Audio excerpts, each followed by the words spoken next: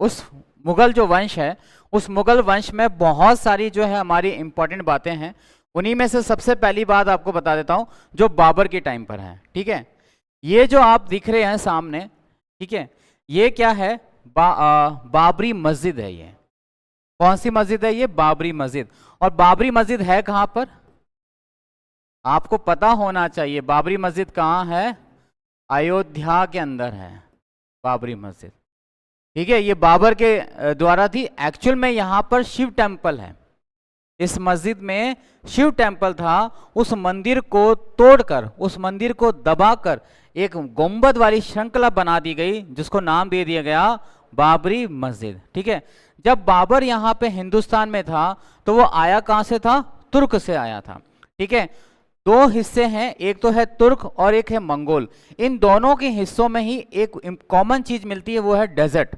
Mongol के अंदर जो मरुस्थल मिलता है उसको हम गोबी का मरुस्थल कहते हैं, और इधर टर्की वाले एरिया में जो मरुस्थल मिलता है हम उसको अरब का मरुस्थल कहते हैं। मीन्स ये वो उसने अपने जीवन जन्म से लेकर जब तक वो राजा बना तब तक उसने अपने आसपास केवल और केवल मिट्टी देखी।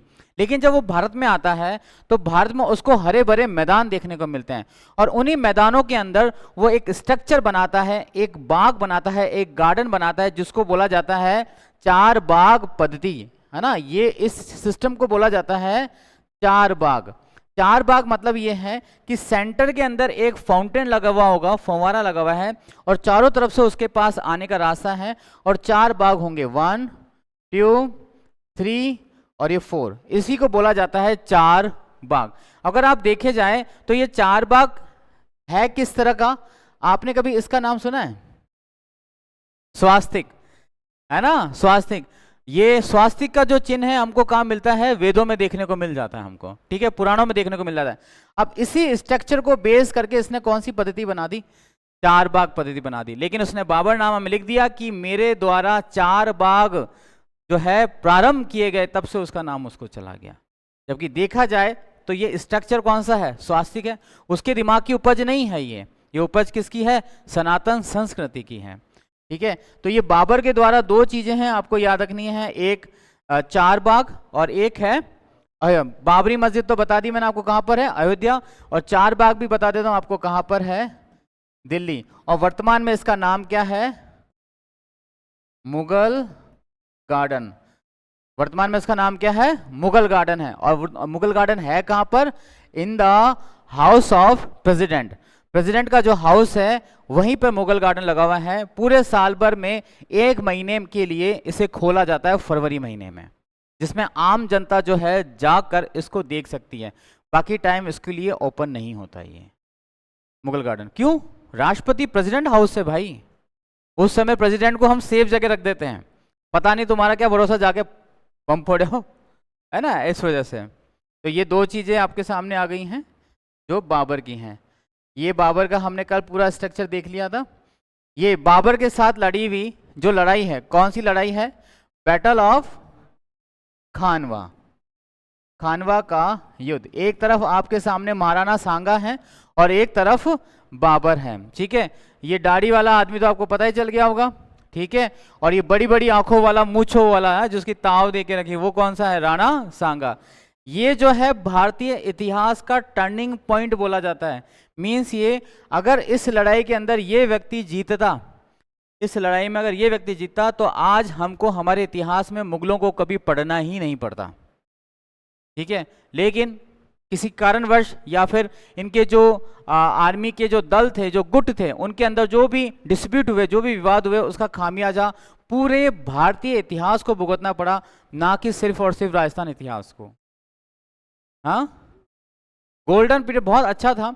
इसके पास दो तोपची थे। तोपची मतलब तोप चलाने वाले, कैनन मैन। ठीक है, उस्ताद उस्ता करके थे, उनको उसकी वजह से ही ये लड़ाई जीत पाया, वरना ये जीत ही नहीं पाता। इसके अलावा और भी कारण है। इस बाबर ने इसी युद्ध के अंदर जिहाद का नारा दिया था। जिहाद मतलब कि उसने ये बोला पूरे शाम को जब थके आ रहे, एक्चुअल में क्या होता है कि जब सनसेट हो जाता है तब लड़ाई नहीं लड़ते हैं सूर्यास्त के समय। तो सूर्यास्त के समय जितने भी सारे सैनिक थे उनकी मीटिंग उसने ऑर्गेनाइज करी। ऑर्गेनाइज करने के बाद उसने उनको बोला ये जिहाद के लिए युद्ध, जिहाद मतलब ये लड़ाई ना तो मैं तुम लोगों के लिए लड़ रहा हूं ना मैं मेरे लिए लड़ रहा हूं, ये किसके लिए लड़ रहा हूं, उस खुदा के लिए लड़ रहा हूं जिसने यहां पर इस्लाम को पैदा किया और इस इस्लाम को प्रचार प्रसार करने के लिए उसने मुझे चुना है, तुम्हें चुना है। ये सुनते ही जो उसकी आर्मी थी जो 2 दिन से राणा सांगा के सैनिकों से चप्पले जूते खा रही थी, वो तीसरे दिन बहुत ज्यादा आक्रामक रूप ले लेती है और उसकी वजह से ये जीत जाते हैं। इसके बाद है हमारा हुमायूं। हुमायूं काफी हमने पढ़ लिया। हुमायूं के द्वारा ये जो आपको दिखाई दे रही है ये क्या है, दीन पनाह पुस्तकालय, दीन पनाह लाइब्रेरी, दीन पनाह लाइब्रेरी। और यही वो सीढ़ियां हैं जिन सीढ़ियों से वो गिरकर पढ़कर मर गया। ठीक है, ये हुमायूं के द्वारा थी। है हाँ है ना, ये लाइब्रेरी है, खंडर है ये। आप देखो लाइब्रेरी कितनी है, इसमें ना तो आपको एसी की जरूरत है, ना पंखे की, ना कूलर की, और आराम से आप शांति प्रिय वातावरण में अंदर बैठ के पढ़ सकते हो, है ना। ये हमारी वाली लाइब्रेरी से अच्छी नहीं है लेकिन, है ना, ये हमारी वाली लाइब्रेरी से अच्छी नहीं है, समझ रहे हो। उस समय पॉल्यूशन नहीं था रजनीश जी, प्रदूषण नहीं था उस समय, मोपेट नहीं थे, गाड़ियां नहीं थी, है ना, उस समय इतने व्यापारी गण नहीं थे, उस समय बिल्कुल शांति थी आसपास। लेकिन यहाँ तो देखो गार्डन, ठंडी ठंडी हवा मस्त। अब भी सालों ठंडी ठंडी हवा गार्डन मिल जाए तो तुम लोग पढ़ते थोड़े ना हो, तुम तो कौन आ रहा कौन जा रहा है, उस समय के लोग ठंडी ठंडी हवा गार्डन में पढ़ते थे। ये इसका नाम है हुमायूं का मकबरा, ये इसका नाम है हुमायूं का मकबरा। और हुमायूं का मकबरा कहाँ पर है, दिल्ली, हुमायूं का मकबरा। इसको बनाने वाला जो है उसकी वाइफ है हमीदा बानो। ठीक है, हुमायूं का मकबरा दिल्ली, आप देख लो, आपको दिल्ली जाने की जरूरत नहीं है, आपको यहीं से सारी चीज दिखा रहे हैं। क्या मजा आ रहा है तेरे को, है मुगलों की चीजें देख रहा है, तू ही बनाई हो कभी, तू तो क्या बनाएगा विला। चलो, ये है बाबरनामा जो टर्की लैंग्वेज में लिखी गई है, और ये है हुमायूं नामा। ये देखो हुमायूं नामा किसने लिखी है, गुलबदन बेगम के द्वारा लिखी गई है। इट्स ओरिजिनल इमेज, ये ट्रांसलेट नहीं है, ये जो हुमायूं नामा की है बिल्कुल ओरिजिनल है, कि बिल्कुल ऐसा का ऐसा एक्चुअल में हुमायूं दिखता कैसा, ये देख लो आप।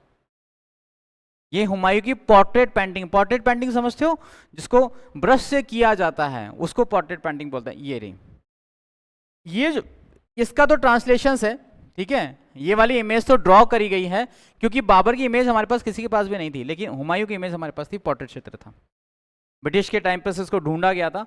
History of Humayun. इसके बाद आता है हमारे सामने अकबर द ग्रेट। ठीक है, और अकबर के द्वारा जो कंस्ट्रक्शंस किया गया है वह सबसे ज्यादा इंपॉर्टेंट है। अकबर ने 1582 के अंदर एक धर्म की स्थापना करी थी जिसको बोला जाता है इलाही धर्म। ये कहता है कि भाई अब हम सबको एक साथ होकर चलना चाहिए, और ये जो खुदा है उसने मेरे सपने में आया और उन्होंने ये बोला कि केवल एक ही धर्म होना चाहिए, और उस धर्म का नाम है दीन इलाही धर्म। दीन इलाही धर्म मतलब जो सबका धर्म है। उसके बाद इसने एक लड़ाई जीती थी, मालवा का लड़ाई जीती थी। मालवा की लड़ाई जीतने के बाद उसने फतेहपुर सीकरी में ये दरवाजा बनाया, ठीक है ना। इस दरवाजे का नाम है बुलंद दरवाजा, बुलंद दरवाजा। एक्चुअल में ये फतेहपुर सीकरी है, फतेहपुर सीकरी का महल है ये। आगरा जब आप जाते हो, आगरा के रास्ते में ये पड़ता है फतेहपुर सीकरी। भरतपुर से आगे जाना पड़ेगा आपको। भरतपुर से जैसे ही आगरा का रूट लेते हो, हाईवे लेते हो, हाईवे के ऊपर ही ये जो है फतेहपुर सीकरी, बहुत बढ़िया एरिया, बहुत बड़ा किला है ये। ठीक है, ये जो आपके सामने दिख रहा है ये इसका फतेहपुर सीकरी के अंदर बना हुआ जोधा का महल है। लेकिन जोधा उसकी वाइफ नहीं है ना, उसकी पत्नी का नाम हरकाबाई है। लेकिन हाँ, उसकी एक रानी जो थी वो जोधपुर की थी, उसके नाम से जोधाबाई लगते थे। लेकिन एक्चुअल में ये जो जोधाबाई का महल है ये किसका है, ये सलीम की पत्नी, हाँ सलीम, वही जो बाद में किसके जाना गया, जहांगीर के नाम से जाना गया। ठीक है, उसकी पत्नी का नाम है, जिसका नाम है मानी बाई, उसको नाम है ये। ठीक है, तो ये है जोधाबाई का महल जो भी फतेहपुर सीकरी में बना हुआ है, और ये है फतेहपुर सीकरी या बुलंद दरवाजा, बहुत ऊंचा दरवाजा है। आपको पूरी फोटो लेने के लिए ही इसके काफी दूर तक खड़ा रहना पड़ेगा, वरना फोटो इसकी पूरी नहीं आएगी, आपकी तो आ जाएगी।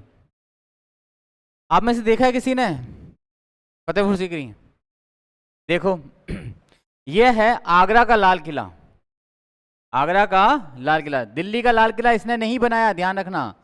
ये कहाँ का है? आगरा का है, आगरा का लाल किला, ठीक है।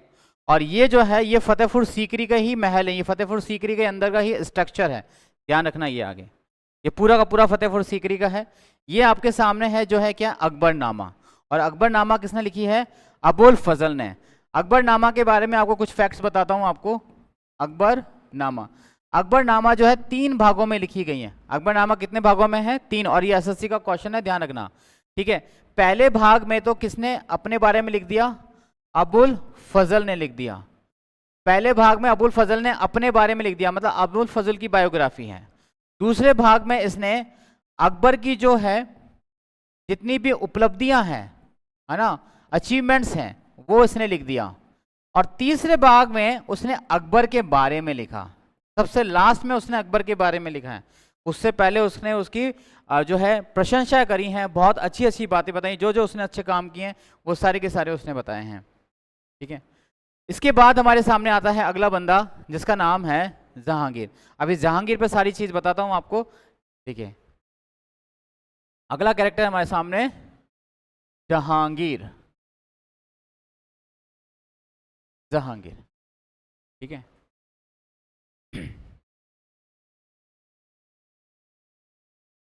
अकबर, अकबर की जो पहली पत्नी थी उसका नाम था सलीमा बानो। और सलीमा बानो से इसको पहले से ही लड़का था, उस लड़के का नाम क्या था? रहीम। लेकिन वो इसका लड़का थोड़ा ना था, वो किसका था? बैरम खां का लड़का था। इसकी दूसरी बेगम जो थी उसका नाम था रुकैया बानो, रुकैया बानो। रुकैया बानो के 7 बार प्रेगनेंसी हुई, यानी 7 बार वो गर्भवती हुई, लेकिन एक बार भी बच्चा नहीं हुआ, ठीक है। तो इससे कोई भी उसकी कोई औलाद नहीं हुई। इसके बाद इसने तीसरी शादी करी, और तीसरी शादी का नाम था, जिसका नाम था हरका बाई। और ये हरका बाई कहाँ की है? आमेर की राजकुमारी है। इससे शादी करी, लेकिन इससे शादी के 12 साल के बाद भी इनको कोई बच्चा नहीं हुआ, कोई लड़का नहीं हुआ। तो अकबर इस बात से बहुत परेशान हो गया, और अकबर चला जाता है मन्नत मांगने, कहां पे? शेख सलीम चिश्ती। कहां चला जाता है? शेख सलीम चिश्ती। और शेख सलीम चिश्ती की दरगाह कहां पर है? शेख सलीम चिश्ती की दरगाह कहां है? नागौर में है। और शेख सलीम चिश्ती किसके शिष्य हैं? ख्वाजा मोइनुद्दीन के शिष्य हैं। किसके शिष्य हैं? ख्वाजा मोइनुद्दीन के शिष्य हैं, ठीक है। ये इनके पास जाते हैं और इनसे ये बात करते हैं कि हमारा वारिस हमको नहीं मिल रहा है, क्या बात है? तो इन्होंने बोला, याद कर वो लम्हा 1568 का जब तूने 80,000 लोगों को काटा। 80,000 लोगों को काटने के बाद उनकी बेवाओं को तूने अपने हरम में रखा, उनके बच्चों को तूने जेल में डाला, और अब तू उम्मीद लगा रहा है कि तेरे को बच्चा हो। जिन बच्चों के सिर से तूने बाप का साया सीना, अब तू बच्चा चाह रहा है। ये सारी बात सुन के वो काफी निराश हो जाता कि गलती तो मुझसे हो गई है, अब मैं आगे से ऐसा कुछ नहीं करने वाला हूं, लेकिन मुझे अपना वारिस चाहिए। वो कहता है कि जो होगा देखा जाएगा। अकबर वहां से जाता है, जाने लगता है, तभी शेख सलीम जी जो है उनको एक बात कहते हैं कि तेरे एक नहीं, तेरे 2 होंगे। कितने होंगे? 2। और 2 के साथ 2 और हो जाएंगे, तो इसके 4 होते हैं, ठीक है ना। इनके 4 जो बच्चे होते हैं, सबसे बड़े बच्चे का नाम होता है, उसका नाम होता है सलीम। शेख सलीम चिश्ती के आशीर्वाद से होता है, इसलिए उसका नाम क्या रख देते हैं? सलीम। एक का नाम होता है आपके मुराद, एक का नाम होता है दरियाब, ठीक है। ये 3 नाम हमको मिलते हैं। अब ये 3 नाम में से आपको बता देता हूं, ये जो सलीम है, सलीम और मुराद, मुराद तो जो है बाद में इसी की एक और मुस्लिम वाइफ होती है, उससे हो जाता है। सलीम जो किसका बेटा है? हरका बाई का बेटा है। सलीम किसका बेटा है? हरका बाई का। और ये जो दरियाव है ना, ये दरियाव किसका बेटा है? ये आपको आज मैं बिल्कुल एक नई चीज के साथ बताता हूं।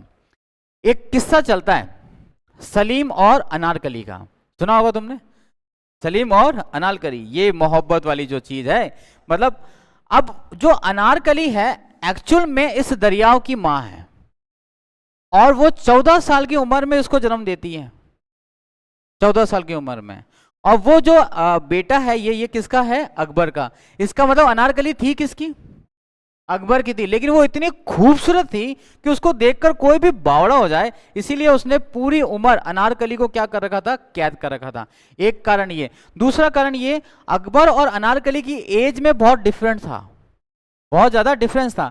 तो वो नहीं चाहता था कि मेरे लिए कोई कुछ और बोले, इसलिए भी वो अनारकली को अलग से सेफ रखता था। गुलाब जैसी थी अनारकली। विशाल सुन रहा, तू समझ रहा मैं क्या बोल रहा हूं? चलिए, तो आपको ये याद रखना है इसके बेटे के बारे में। अब आ गया हमारे सामने कैरेक्टर, कौन आ गया? जहांगीर। तो जहांगीर के बारे में सबसे पहली इंपॉर्टेंट, बचपन का नाम, हाँ चाइल्डहुड नेम, बचपन का नाम सलीम। माता का नाम आपको पता ही है, ठीक है, माँ का नाम क्या है? हरका बाई। पिताजी का नाम आपको पता ही है, कहीं बताने की जरूरत नहीं है आपको, ठीक है। इंपॉर्टेंट चीज क्या है, जब ये शासक बनता है तो ये बहुत ही खतरनाक, मतलब कि एक्चुअल में जो जहांगीर है वो कैसा है? नशेड़ी किस्म का है। इसको बचपन से ही जो है अफीम दी जाती है ताकि ये कुछ और सोच नहीं पाए, और अगला राजा कौन बन जाए? मुराद बन जाए, ठीक है। लेकिन अकबर ने इसकी मदद के लिए एक बॉडीगार्ड रख रखा था। अब वो अकबर ने रखा, ये मान लो कि इसके ऊपर या इसकी हर दिक्कत या हर परेशानी के ऊपर किसी एक का हाथ था, और वो था इसका मामा, और उस मामा का नाम था मान सिंह कछवाहा, जो हरका बाई का क्या था? ताऊ जी का लड़का था, ताऊ जी का लड़का था, ठीक है। तो इसका जो संरक्षक है, यानी वो संरक्षक कौन है? ठीक है, मान सिंह कछवाहा, मान सिंह कछवाहा, जो इसका क्या लगता है भाई?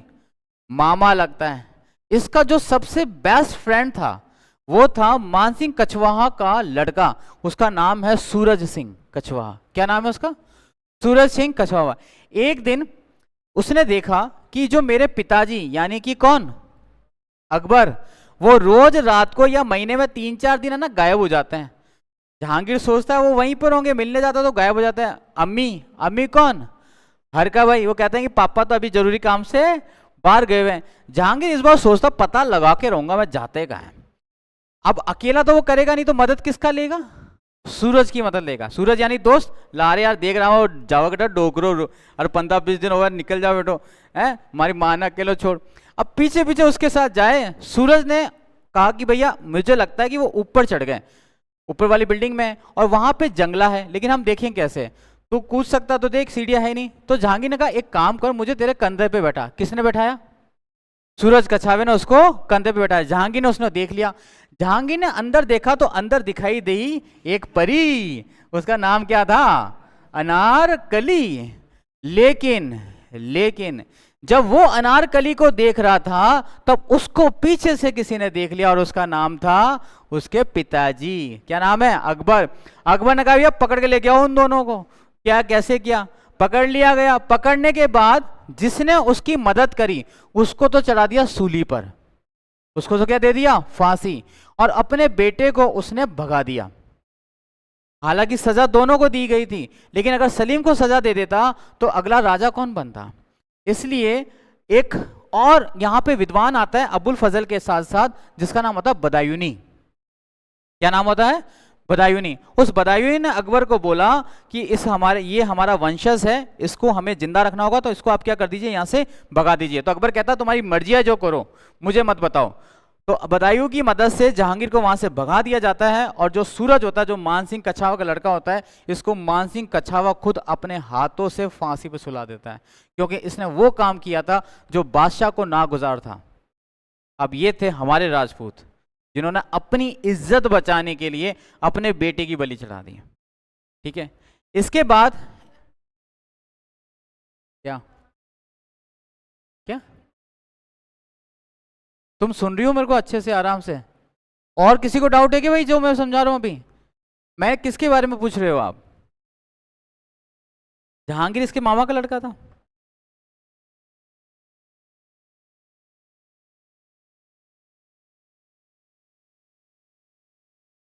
ये समझ में आ गया?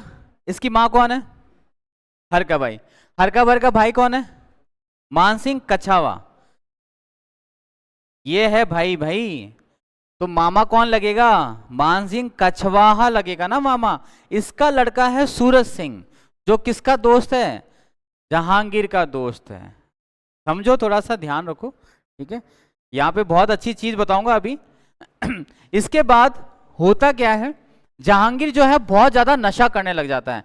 नशा करने की वजह से अब अकबर को लगता है कि यार बहुत गड़बड़ हो रही है, क्या करें? तो उसने डिस्कस किया किससे?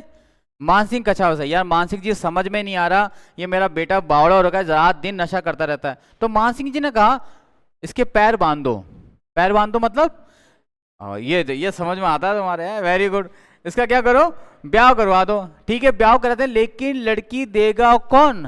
इस नशेड़ी को लड़की देगा कौन? तो बात चली कि मानसिंह जी मैंने सुना तुम्हारे लड़की है। मानसिंह ने बोला लड़की तो है। अब मानसिंह जी मना नहीं कर पाए, तो इसकी जो पहली पत्नी थी उस लड़की का नाम था मानबाई। क्या नाम था उसका? मानबाई। और मानबाई कहाँ की थी? आमेर की थी। इसका शादी हो जाता है। मानबाई जैसे कि राजपूत लड़की है, ठीक है? हमारे यहाँ मारवाड़ियों में, राजस्थानी में जब भी लड़की की विदाई होती है पहले उसके कान में बोल देते हैं चुपचाप रहीजे, ज्यादा बोल जे मत, आदमी मारे कुटे कुछ भी करे, मन पाचो आर मत कीजिए, अब सासरे जा रही है बटे रीजे, पाचो बी में ही आ जाए, चात कपड़ा में, जो भी वगैरह सारी चीजें होती हैं। मानबाई को बोले ये साला नशेड़ी, जब ठोक्या था 3-4। अब ये केवे नहीं किसी को। फाइनली इनसे एक लड़का हुआ इनको, ठीक है? उस लड़के का नाम है खुसरो। उस लड़के का नाम क्या है? खुसरो उस लड़के का नाम है। लेकिन उस खुसरो का उसने चेहरा तक नहीं देखा। किसने? जहांगीर ने चेहरा नहीं देखा। और इस बात से बहुत ज्यादा नाराज हो जाती है, वो उदास हो जाती है और मानबाई कर लेती है सुसाइड। आत्महत्या जो है ये मानबाई कर लेती है। जहां अकबर को ये लगता है कि मानबाई ने जो सुसाइड करी है वो किसकी वजह से करी? जहांगीर की वजह से? नहीं, मेरी वजह से। क्योंकि जहांगीर की शादी किससे करवाई? मानबाई से। किसने करवाई थी? अकबर ने करवाई थी। बहुत अच्छा व्यक्ति था ये, मतलब कि जब अपना इसका लास्ट समय आ रहा था तब इसको बहुत अच्छी अच्छी बातें सूझती जाती थी, ठीक है? इसी वजह से इसने आत्महत्या का जिम्मेदार किसको मान लिया? खुद को मान लिया। और फाइनली ये जहांगीर को अपनी रियासत से क्या करने लग जाता है? बेदखल करने लग जाता है। लेकिन जहांगीर किसी तरह से, उसकी कुछ लड़ाइयाँ होती हैं अकबर की, जिसके अंदर बहुत बहादुरी से जो है अपने इमेज बना लेता है। और अकबर को फिर लगने लग जाता है अगर मुगलिया सल्तनत को कोई बचा सकता तो कौन है? जहांगीर है। जहांगीर को फिर बादशाह बनाना चाहता है, लेकिन ये नशे वते में रहता है। तो अकबर एक बार फिर इसकी शादी करता है, और उस समय शादी करता है किससे? मानीबाई से। किससे करता है? मानीबाई। और मानीबाई कहाँ की है? मोटा राजा उदय सिंह की है। एक्चुअल में ये कहाँ की है? मारवाड़ की है। कहाँ की है? मारवाड़ की। जहांगीर ने वही शुरुआत इसके साथ करी जो मानीबाई के साथ करी। 2 बोतलें लेके गया, बोला आओ लगाते हैं। ये कौन है? राठौड़। कहाँ की है? मारवाड़ की। आ जाओ लगाते हैं, एक तुम्हारा एक हमारा। ठीक है भैया। अब यहाँ पर इसको नहले पे दहला लगने लग गया कि भाई साहब ये तो लुगाई पी रही है, मजा आया। ठीक है, इसको 2-3 दिन चला रहा, यार तुम मेरे सामने पी रही है। इसने हाथ उठाने की कोशिश की, इसने ऐसे उठाया, उसने इधर से पकड़ा, इधर से मटकाया, मारेगा मेरे। जानती है कौन है? मतलब ऐसा करके इसको सबक सिखा दिया। किसने? मानीबाई ने। इनसे फिर एक लड़का हुआ, उस लड़के का नाम है खुर्रम। और इस खुर्रम को हम किसके नाम से जानते हैं? शाहजहां के नाम से जानते हैं। अब जहांगीर इसके पास आने से हमेशा क्या होता था? डरता था। और जब भी कोई बात होती थी वो किसी बहाने से यहां से निकल जाता था। जहांगीर क्या करता है? महीने में एक बार अपने राज्य का क्या करता है? दौरा करता है। हाथी पे दौरा करता है। दौरा करता है, इसी दौरान उसको रास्ते में एक जो है एक गियास बेग नाम का एक उसका कमांडर होता है, उसकी बेटी जो है उसको टिफिन देने आती है। ठीक है, वो टिफिन देने से उससे पूछता है कि ये लड़की कौन है? क्योंकि ये मेरी बेटी है। नहीं, ये आज से मुगलिया सल्तनत की मलिका बनेगी, और उसका नाम होता है मेहरुनिसा। उसका नाम क्या होता है? मेहरुनिसा। तो जहांगीर जो है अगली शादी किससे कर लेगा? मेहरुनिसा से कर लेगा। मेहरुनिसा। मेहरुनिसा क्या होती है? एक सुन्नी होती है, यानी मुस्लिम महिला होती है। अभी तक इसकी शादी कहाँ हो रही है? राजपूत कन्याओं से हो रही है, लेकिन अब मुस्लिम कन्या से हो रही है मेहरुनिसा। इसको नौरोज एक त्योहार होता है, उसके अंदर ये देखता है जैसे अपने डांडिया होता है वैसे इनके नौरोज होता है ना। उस नौरोज के अंदर सज धज के आती है। लड़कियां हमको अच्छी कब लगती है? ज्यादातर नवरात्रे में, मैक्सिमम टाइम। बाकी तो काली धोली नीली लगती हैं ये, लेकिन उस समय उसको उसी समय ये अच्छी लगी, ठीक है।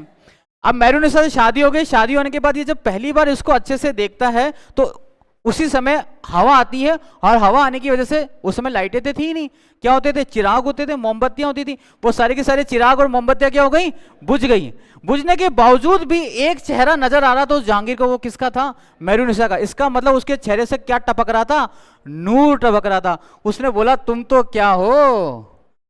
जहां का नूर हो। और तब से इसका नाम क्या हो गया? नूर जहां हो गया, ठीक है। अब आपको बहुत सारी चीजें मैंने बताई है, थोड़ी और बताऊंगा, लेकिन उससे पहले मैं सवाल पूछूंगा। मेरे सवाल के जवाब दीजिए ताकि आपको जहांगीर अच्छे से याद हो जाए। पहला सवाल, जहांगीर किसके आशीर्वाद से हुआ? शेख सलीम चिश्ती के आशीर्वाद से हुआ। जहांगीर की माता का नाम क्या है? पिताजी का नाम क्या है? हाँ? अकबर है, ठीक है। जहांगीर के बचपन का नाम क्या है? सलीम है। जहांगीर के सबसे अच्छे दोस्त का नाम क्या है? सूरज सिंह, है ना, याद रखिएगा, ठीक है। अनारकली के साथ उसका प्रेम प्रसंग चलता है, लेकिन एक्चुअल में ये सच्चाई नहीं है। अब यंग यंग होंगे तो बात अलग हो जाती है, ठीक है। ये बताइए जहांगीर की पहली पत्नी का नाम क्या है? मान भाई। और उनसे जो लड़का हो उसका नाम क्या है? खुसरो, ठीक है। जहांगीर की दूसरी पत्नी का नाम क्या है? मानी भाई कहाँ की थी? मारवाड़ की थी। ये वही थी जिसके लिए उसने क्या करा? जोधा का महल बनाया था। जोधा मतलब कि जोधपुर की थी ये, तो जोधपुर का महल, क्योंकि ये जो है कंप्लेन लेके चली जाती थी किसके पास? अकबर के पास। और पापा आता ही नहीं, रात को पता नहीं कहाँ चला जाता है ये, तो ठीक है मैं ध्यान रखना, एक महल बनवा देता हूँ ताकि मुझे पता रहेगा ये कब तुम्हारे पास आता है और कब ये तुम्हारे पास नहीं आता है, ठीक है। और इससे एक लड़का हुआ, उसका लड़का नाम है खुर्रम। इसके अलावा उसने और किससे शादी करी थी? मेहरुनिसा से। मेहरुनिसा का ही टाइटल क्या है? नूरजहां। और अगर आपसे ये पूछ लिया जाए नूरजहां का असली नाम क्या, तो जवाब क्या दोगे? मेहरुनिसा। नूरजहां किसकी पत्नी है? जहांगीर की है, ठीक है। और जहांगीर को एक और शौक है, वो क्या है? पेंटिंग का। क्या है? पेंटिंग का शौक है। अकबर को भी था, लेकिन अकबर के दरबार में दो चित्रकार हुआ करते थे। अब इसके दरबार के अंदर तो बहुत सारे चित्रकार थे। इसने एक किताब लिखी है जिसका नाम है जहांगीरनामा। क्या किताब है? जहांगीरनामा। और उसने इसने ये मेंशन किया है कि मैं हर उस चित्र को पहचान सकता हूं और देखकर बता सकता हूं कि वो चित्र किसने बनाया है, ठीक है। ये खुद बहुत अच्छा पेंटिंग था। इसके अलावा और क्या इंपॉर्टेंट चीज है? जहांगीर। इस जहांगीर के टाइम पर ही ब्रिटिश यानी ईस्ट इंडिया कंपनी जो है इंडिया में आती है और अनुमति मांगती है। यहां पर सबसे पहले जो ब्रिटिश आता है उसका नाम होता है Hawkins. Captain Hawkins. Captain Hawkins जो है इससे दरबार में मिलते हैं। कहां पर? दिल्ली। कहां मिलते हैं इससे? दिल्ली दरबार में मिलते हैं। आया कहां से ये कैप्टन हॉकिंस? इंग्लैंड से आया। कहां से आया? इंग्लैंड से। यानी किसका प्रतिनिधि है? EIC, ईस्ट इंडिया कंपनी का ये क्या? एम्बेसडर है। इंग्लैंड से आया तो डेफिनेटली कौन सी लैंग्वेज बोलता होगा? इंग्लिश बोलता होगा 100%, ठीक है। मिलने किससे आया? दिल्ली आया। दिल्ली मिलने किससे आया? जहांगीर से। जहांगीर कौन है? मुगल है ना। और मुगलों की भाषा कौन सी है? फारसी है। कोर्ट लैंग्वेज कौन सी है? पर्शियन है। अब ये इंग्लैंड से आया और इंग्लैंड से आके इसने बोला my lord I am come from the England, I want to do यार एस्टैब्लिश अ कंपनी EIC। ये बोला नशे पता। अरे बोलना क्या चाहता है? बोल तो सही। अरे यही बोल रहा हूँ साहब, I am come from the England, I want to establish. एक काम कर, जाके क्या सीख कर आ? फारसी सीख क्या। ये यहां पर लगभग 3 साल रहा। कौन? कैप्टन हॉकिंस, ठीक है। 3 साल रहा। 3 साल में ये फारसी नहीं सीख पाया। ईस्ट इंडिया कंपनी ने बोला भाई साहब तुम एक काम कर, इधर आ जा, किसी और को भेजेंगे। इसके बाद एक दूसरे व्यक्ति को चुनाव किया गया इंग्लैंड में कि कौन जाएगा जहांगीर से मिलने के लिए। तो वहां पर एक बहुत बड़ा शातिर जो था, ऑफिसर था, उसका नाम था सर टॉमस रो। सर टॉमस रो। सर टॉमस रो जो है बहुत इंटेलिजेंट आदमी था। अब चुना गया कि तुमको जाना है कहाँ, दिल्ली, और मुगलों से क्या करना है, इंडिया के अंदर कंपनी स्टैब्लिश करने के लिए आपको परमिशन लेनी है। सर टॉमस रो बहुत इंटेलिजेंट था, उसने क्या करा, पहले ही इसकी सारी बारीकियां कमजोरियां पता कर ली। क्या क्या इसको क्या आनी चाहिए इससे बात करने के लिए, इसने फर्शियन क्या कर ली, सीख ली। ठीक है भैया, सीख ली। अब ये आया दिल्ली। दिल्ली आया तो पता चला जहांगीर कहाँ चला गया, आगरा। आगरा आया तो पता चला ये कहाँ चला गया, अजमेर। ये बंदा रुका नहीं, पीछे पीछे आया। जब ये अजमेर में आया तो अजमेर के अंदर आप सब लोगों ने गोल प्याऊ का नाम सुना होगा, है ना। वहां पर अगर आप गोल प्याऊ से खड़े होकर सामने देखते हो तो एक झरोका नजर आता है आपको, ठीक है। उसी झरोके में जहांगीर खड़ा था। जहांगीर को एक मैसेज भिजवाया गया कि sir Thomas Roe from the England यहां से आए हुए हैं और आपसे एक बार मुखातिफ यानी कि मिलना चाहते हैं। जहांगीर ने कहा था मुझे नहीं मिलना है, तो सर टॉमस ने कहा था एक बार मुझे उनको और उनको मुझे दिखा दो बस। ठीक है, कहा कि चलो सर आप एक बार जहांगीर साहब बादशाह सल्तनत आप एक बार देख तो लो है कौन। जहांगीर यहां पर आता है और वो देखता है, और सर टॉमस रो बहुत दूर है जहां पे गोल प्याऊ है वहां पे है। सर टॉमस रो इनको नमस्ते करता है यानी सलाम करता है। उसके बाद अपना जो कोट है उस कोट को ऐसे करता है, और उस कोट में रखी हुई होती है पौआ यानी कि बोतल। और बोतल देखते ही जहांगीर कहता है अंग्रेजी लाओ इसको। अब उस बोतल के चक्कर में जहांगीर को तो बहुत नशे की आदत थी, तो वो बोतल दोनों के बीच में खुलती है। खुलने के बाद कहता है बता क्या चाहिए तुझको। कुछ नहीं चाहिए माय लॉर्ड, थोड़ी सी जमीन चाहिए जिसपे मुझे क्या करना है, व्यापार करना है। जहांगीर ने कहा ओके डन, लेकिन अंग्रेजी भिजवाते रहना 2-3 बार। ओ खूब भिजवा देंगे अंग्रेजी। और उसके बाद पहली बार सूरत में इनकी फैक्ट्री स्टैब्लिश होती है ईस्ट इंडिया कंपनी की। तो बताओ भारत में ईस्ट इंडिया कंपनी को व्यापार की अनुमति किसने दी, जहांगीर ने दी। जहांगीर से मिलने वाला पहला अंग्रेज प्रतिनिधि कौन था, कैप्टन हॉकिंस। कौन अंग्रेज प्रतिनिधि था जिसने ईस्ट इंडिया कंपनी को एस्टेब्लिश करने की परमिशन जहांगीर से प्राप्त कर ली, सर टॉमस रो था। ठीक है, अब फिर क्वेश्चन उल्टा हो जाता है, सर टॉमस रो किसके काल में भारत आए थे, कैप्टन हॉकिंस किसके काल में भारत आए थे, जहांगीर के काल में। ठीक है, और उनकी मुलाकात कहां हुई थी, अजमेर फोर्ट। और अजमेर का किला बनवाया किसने है, अकबर ने। अजमेर का किला किसने बनवाया, अजमेर ने। जो किले हैं 5 बनाए हैं अकबर ने, इलाहाबाद का किला, आगरा का किला, ठीक है, फतेहपुर सीकरी का किला, अजमेर का किला, और एक और किला और आ जाता है हमारे पास। ठीक है, ये 5 किले बनाते हैं। चलिए अब देखते हैं आगे। ये अकबर का मकबरा है, ठीक है, जो बनाने वाला है जहांगीर, अकबर का मकबरा है। ठीक है, और ये जो आप देख रहे हो ये आई थिंक मेरे हिसाब से जहांगीर कोर्ट का स्कॉलर है, जहांगीर नामा है ये रहा हमारा जहांगीर। आपको दूर से शायद साफ दिख रही होगी, क्लियर दिख रहा है क्या, वहां से नहीं दिख रहा, थोड़ा ना ज्यादा पिक्सल ज्यादा आ रहा है। ये रहा वो अंग्रेज जिसकी हम बात कर रहे हैं, सर टॉमस रो। ठीक है, और सॉरी हॉकिंस, जिससे इसने मिलने से लगभग क्या था कि इसकी बात इसको समझ में नहीं आ रही थी। एक्चुअल इमेज दिखा रहा हूं आपको कैप्टन हॉकिंस की और कैप्टन सर टॉमस रो की। ये रहे, ये हैं कैप्टन हॉकिंस जो सबसे पहले इंडिया में आए थे और जहांगीर से मिले थे कहाँ, दिल्ली में। ठीक है, और ये है सर टॉमस रो, देख लो पी पी के मस्त रहने वाला एकदम आदमी है, बुरी आंखों वाला, और पीता है पिलाता है। इसको बिल्कुल आइडिया नहीं था कि एक अंग्रेजी की बोतल की वजह से हम पूरा हिंदुस्तान को हथियार लेंगे। एक ही बोतल थी भैया। ठीक है, ये है सर टॉमस रो, और ये वो हाँ मेहरुनिसा, ये है मेहरुनिसा। ठीक है, मेहरुनिसा के पिता हैं गियास बेग, है ना, क्या नाम है उनका, गियास बेग। तो गियास बेग की जब डेथ हो गई तो ये बड़ी उदास हो गई थी। इसने बोला कि मैं अपने पिता की याद में कुछ बनाना चाहती हूँ। तो जहांगीर ने कहा तेरे को जो बनाना है बना लो, अरे पैसा तो दे। तो पैसा क्या, तेरे को जो चाहिए वो दूंगा। ठीक है, वाटी को उसको परमिशन अलाउ कर देता है, और उसके बाद ये एक टेम्पल बनाते हैं जिसका नाम है एतमाद उद्दौला, एतमाद उद्दौला का मकबरा, मॉस्क्यू ऑफ एतमाद उद्दौला। अब इंपॉर्टेंट क्या है, दिल्ली के अंदर है ये एतमादुल्ला का मकबरा। इसमें कौन सी आर्ट इस्तेमाल करी गई है, पित्रा ड्यूरा शैली, है ना, पित्रा ड्यूरा शैली, पित्रा ड्यूरा।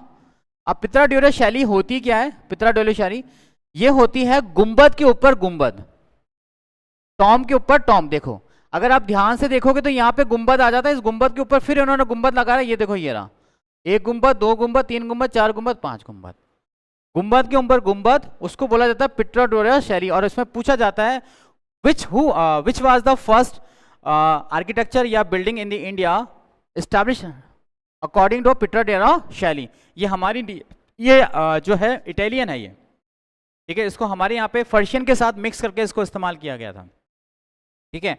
और कौन से पत्थर से बना हुआ है ये? सफेद पत्थर से बना, लेकिन पूरी तरह से सफेद नहीं है ये, ठीक है। सफेद पत्थर की सबसे पहली इमारत जरूर है, ध्यान रखना, भारत में बनने वाली सफेद पत्थर की सबसे बड़ी सबसे पहली इमारत तो है एतमादुल्ला का मकबरा, लेकिन सबसे बड़ी इमारत जो है वो है ताजमहल।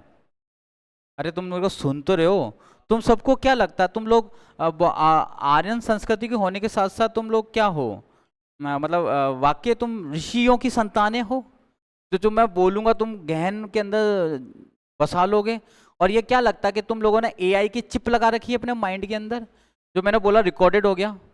ये सारे प्रश्न हैं मेरे दोस्तों, अच्छे से समझ लो इन चीजों को कि भारत में सफेद संगमरमर की पहली इमारत है ये, सफेद पत्थर की, सफेद पत्थर की पहली इमारत है ये। दिखिएगा ही नहीं इस पे तो, कौन सा देखूं? पीला दिखेगा? सफेद दिख रहा है क्या? दिख रहा है क्या ये सफेद? सफेद पत्थर की पहली इमारत है ये, पहली इमारत, पहली इमारत किसके काल में बनी थी? जहांगीर के काल में। बनाने वाला कौन है? नूरजहां, ठीक है ना। हाँ, मेहरुनिसा, उसका नाम याद रखिएगा, मेहरुनिसा, ठीक है। और ये आपके सामने है मेहरुनिसा, ठीक है। बहुत अच्छी है ये, प्यारी है ये, अच्छी नज़रों से देखो, है ना। मेहरुनिसा,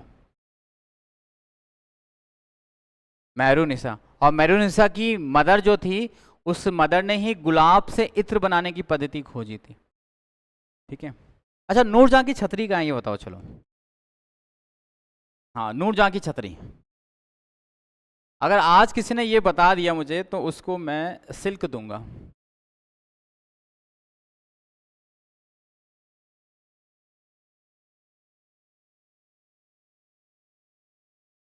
नूरजहां की छतरी केकड़ी में है।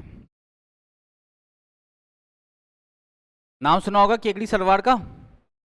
नूरजहां की छतरी जो है केकड़ी के अंदर बनी हुई है, बहुत ही गंदी सी।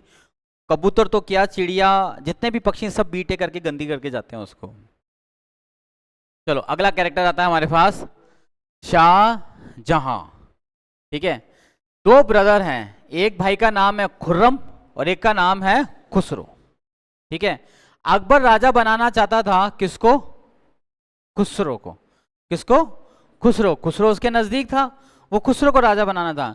लेकिन नूरजहां राजा बनाना चाहती थी खुर्रम को, क्योंकि जो खुर्रम है उसकी परवरिश या उसके जितनी भी अच्छी चीजें हैं वो मेहरुनिसा ने करी थी, नूरजहां ने उसकी सारे शौक पूरे करे थे। इस हिसाब से खुर्रम जो सबसे ज्यादा नजदीक था वो किसके नजदीक था? वो नूरजहां के नजदीक था, ठीक है। अब उन दोनों को राजा बनाने के चक्कर में आपस में युद्ध होता था और खुसरो क्या करता है? अकबर के अगेंस्ट चला जाता है। अकबर को ये मैसेज देते हैं कि ये जो खुसरो है ये तुम्हारे विरुद्ध क्या कर रहा है? ये अगेंस्ट जा रहा है, यानी कि ये क्या कर रहा है? विद्रोह कर रहा है। और खुसरो की सहायता करता है कौन? सिखों के जो 5वें गुरु हैं जिनका नाम क्या है? अर्जुन देव जी, वो उनकी मदद करते हैं। मदद करने की वजह से हालांकि कोई नतीजा नहीं निकलता है। खुसरो भागकर आ जाता है कहाँ पे? मेवाड़ में। और उसको मेवाड़ के अंदर, उदयपुर के अंदर महल बने हुए हैं जिनका नाम है जल महल, ठीक है, वहां उनको छुपाया जाता है। लेकिन फाइनली जो है अगला राजा बन जाता है कौन? शाहजहां। और शाहजहां उसको खुसरो को पकड़ता है, उसकी दोनों आंखें निकाल देता है और जो गुरु अर्जुन देव जी हैं उनको फांसी पे लटका देता है। और अगला राजा कौन बन गया हमारे सामने? शाहजहां। शाहजहां तो इसने उपाधि धारण करी है, एक्चुअल में इसका नाम क्या है? खुर्रम नाम है, खुर्रम, ठीक है। इसका ओरिजिनल नाम है खुर्रम। शाहजहां उद्दीन मोहम्मद खुर्रम, ये देखो शहाबाद उद्दीन मोहम्मद खुर्रम इसका पूरा नाम, अच्छा नाम है। इसका जो जन्म है वो 5 जनवरी का है और जन्म भारत में नहीं हुआ है, इसका कहाँ हुआ है, लाहौर में हुआ है। ठीक है, इसका जो रूलिंग पीरियड है वो 1628 से चलता है 1658 तक चलता है, 30 साल।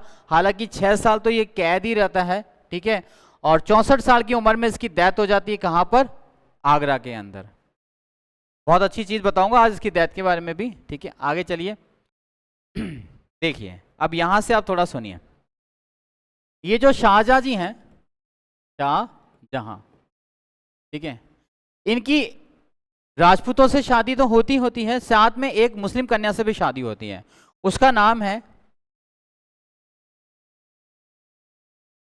अर्जुमंद बानो बेगम। क्या नाम है, अर्जुमन बानो बेगम, ये इसकी वाइफ का नाम है। ठीक है, एक दिन अर्जुमन बानो बेगम और शाहजहां दोनों 4 बाग में घूम रहे हैं। 4 बाग किसने बनवाया था, बहुत बढ़िया, यही यूं आना चाहिए आंसर। 4 बाग किसने बनवाया, बाबर। वहां पर ये घूम रहे थे हाथ पकड़ के। शाहजहां जो है बहुत सारी बातें कर रहा है, लेकिन ये जो अर्जुमन बानो है ये इसको कोई जवाब नहीं दे रही है। शाहजहां ने पूछा क्या हुआ, बताओ तो सही। तो अर्जुमन बानो बोलती है, ठीक है, ये कि आपके दादा, इसका दादा कौन हो गया, अकबर हो गया, आपके दादा ने आपकी दादी, दादी कौन हो गई, हरकब आ गई, हरका है ना, हरका बाई होगी, उसको उपाधि दी है। उस उपाधि का नाम है मरियम, मरियम बानो, है ना। उसको कौन सी उपाधि दी है, मरियम बानो। मरियम का मतलब हो जाता है पूरे जहां की मां। ठीक है, आपके पिता कौन हो गए, जहांगीर। ठीक है, आपकी मम्मी कौन हो गई, मेहरू निसा। उनको टाइटल दिया क्या, नूर जहां। लेकिन आपने मेरे लिए क्या किया, आपने मेरे लिए क्या किया। शाहजहां ने बोला अरे पगली क्या करवाना चाहती है, बता तो सही, कि मेरे लिए कुछ ऐसा करो ताकि ये पूरी दुनिया ता उम्र जब तक ये जहां रहे तब तक याद रहे कि इस दुनिया में शाहजहां नाम का एक पर्सन था, एक व्यक्ति था, मुगल बादशाह था, जिसकी बेगम का नाम था अंजुमन बानो बेगम। ठीक है, तुम्हारे लिए सरप्राइज है। एक काम करो, 3-4 महीने के लिए तुम यहां से रवाना हो जाओ और कहीं जाके छुप जाओ। उसके बाद जब मैं बुलाऊं तब आ जाना, मैं तुम्हारी आंखों पे हाथ लगा के आऊंगा, पट्टी बंधा के आऊंगा और तुमको एक सरप्राइज दूंगा। अंजुमन बानो ने कहा ठीक है कर लेते हैं ऐसे। अंजुमन बानो कुछ समय के लिए चली जाती है, कहाँ पे, पीर। लड़कियों को, लुगाइयों को और क्या चाहिए, ज्यादा से ज्यादा भाग के क्या चाहिए, या तो नाने रहे या पीर। और तुम लड़कों को क्या चाहिए, ज्यादा से ज्यादा या तो जाओगे तुम उठाई गिरोह के पास है, या जाओगे वो चाय की दुकानों के वहां पे, बस। और कहाँ जाओगे, रजनीश जी आप तो कहीं नहीं जाते होंगे, अरे आप अच्छे व्यक्ति हो, आप मुगलों के काल में क्यों नहीं जन्म लिया अपने, है। अंजुमन बानो बेगम जो है ये चली जाती है। उसके बाद ये जब वापस आती है तो शाहजहां ने एक बिल्डिंग देखी, उस बिल्डिंग का नाम था एतमाउद्दौला का मकबरा। एतमाउद्दौला का मकबरा कौन से पत्थर से बना हुआ था, सफेद संगमरमर से, व्हाइट मार्बल से बना हुआ था। उसने कहा कि इन्हीं पत्थरों का इस्तेमाल करके मुझे इस पूरे देश की, पूरे जहां की सबसे बड़ी इमारत बनानी है। और सबसे बड़ी इमारत कौन होती है, महल होती है। रहने के लिए सबसे अच्छी जगह कौन सी होती है, महल होती है। तो इन्होंने जो चीज बनाई सफेद संगमरमर का, वो क्या नाम था, ताज महल। ताजमहल कहां बना हुआ है, आगरा में बना हुआ है। आगरा में कहां बना हुआ है, near by bank of Yamuna, Yamuna नदी के किनारे बना हुआ है, नदी के किनारे। जिस समय ताजमहल बना था उस समय यमुना का जो पानी था बहुत अच्छा फ्लो करता था। अब यमुना का पानी वहां पे नहीं है। अब ये अगर आप आगरा से देखोगे तो यमुना लगभग आपको सूखी भी मिलती है, उसका रास्ता तो है लेकिन उसमें पानी आपको केवल और केवल बारिश के टाइम पे दिखाई देता है। तो ताजमहल बनाने वाला कौन है, शाहजहां। कहाँ बनाया, आगरा में। किसके नाम पे बनाया, अंजुमन बानो बेगम के नाम पे बनाया। ठीक है, और इसी वजह से जब ये इसको देखने आई तो इसका नाम क्या कर दिया इसने, तुम तो मोम की गुड़िया हो। क्या हो, मोम की गुड़िया हो, नूर जहां से भी ज्यादा तुम सॉफ्ट हो, इसलिए आज से तुम्हारा नाम क्या हो गया, मुमताज महल, और तुम्हारी याद में मैंने क्या बना दिया, ताज महल बना दिया। इस मुमताज महल और शाहजहां से एक लड़की हुई, उसका नाम है जहां आरा और रोशन आरा। जहां आरा और रोशन आरा, ये दो लड़कियां हुई हैं इनके, ठीक है, दो लड़कियां हुई है, एक का नाम है जहां आरा और एक का नाम है रोशन आरा। ठीक है, ये रोशन आरा जो है ये नजदीक चली जाती है किसके, औरंगजेब के, और औरंगजेब के लड़के के साथ इसकी क्या हो जाती है, शादी हो जाती है। ठीक है, ये जहां आरा जो है ये इसके साथ रहती है, छोटी लड़की है, प्यारी लड़की है, बाप के लास्ट टाइम तक रहती है। बाद में औरंगजेब क्या करता है, शाहजहां को कैद कर लेता है, और कैद करने के बाद ये इसको एक जेल में रखता है, आगरा की जेल में, लेकिन जहां शाहजहां इसको बोलता है कि अगर तुझे मुझे जेल में रखना है तो मुझे वहां रख जहां से मैं किसको देख सकूं, ताजमहल को देख सकूं, वहां इसको रखता है। और उसकी सेवा के लिए उसके साथ कौन रहती है, जहां आरा रहता है। और फाइनली वहीं पर क्या हो जाती है, इसकी डेथ हो जाती है। शाहजहां को उसी के बाप ने कैद रखा जिसका नाम क्या है, औरंगजेब। लगभग 6 साल इसको कैद रखा है। ये रहा आपके ताजमहल, सफेद संगमरमर की सबसे बड़ी इमारत है, सफेद पत्थर की एक तो सबसे पहली इमारत है और एक सबसे बड़ी इमारत है जिसका नाम है ताजमहल। ठीक है, और ये वो जिसके पीछे ये बावड़ा था, क्या नाम है इसका, अंजुमन बानो बेगम, यानी कि मुमताज महल, ये मुमताज महल है। ठीक है, इसके अलावा ये है हुमायूं का मकबरा। ठीक है, और ये भी जो है आपके सामने एक और किला है। ठीक है, यहाँ पे हमारा जो है जो जहांगीर है, जो शाहजहां है, शाहजहां यहाँ आपके हमारे पास कंप्लीट हो जाता है। इसके बाद हम शुरू करेंगे एक नई क्लास जो मुगलों की लास्ट क्लास होगी। ठीक है, फिर हम दूसरा टॉपिक लेंगे जो जीके का होगा आपके लिए। Okay, thank you.